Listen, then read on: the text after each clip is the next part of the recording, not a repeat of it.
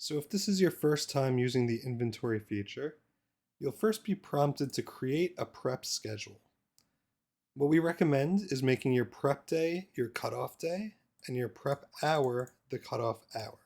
Essentially, this is when do you want to start preparing your meals, and also for which delivery or pickup days will you be prepping for. Based on that information that we see up here on the top, each week it'll automatically generate a new prep for us. And we can simply view that prep to see the items we need, the ingredients we need, and the supplies that we need. These prep schedules are also a way for us to navigate our items and ingredients tab. For example, here on the items tab, you could see I could sort by prep date, or I could sort by delivery date. The same applies to our ingredients tab, where I could sort by prep date or by delivery date.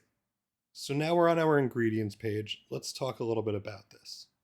For each of our ingredients, we could either click Edit to update our price, category, and quantities, or we can simply click Bulk Edit to edit the entire page at once, and then click Update All when we're done.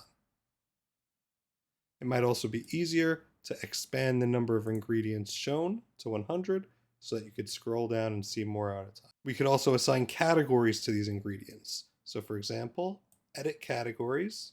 I'll add a new category here called Essentials.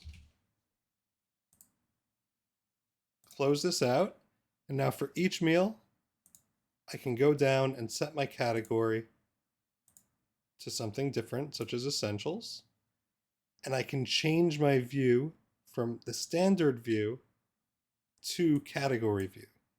And this will break up all my ingredients based on the categories I've assigned to them. There's also a handy conversion tool up in the right-hand corner. And straight from here, we could also add a new ingredient that hasn't yet been used on a meal. And we could add ingredient mixes, which will have its own video.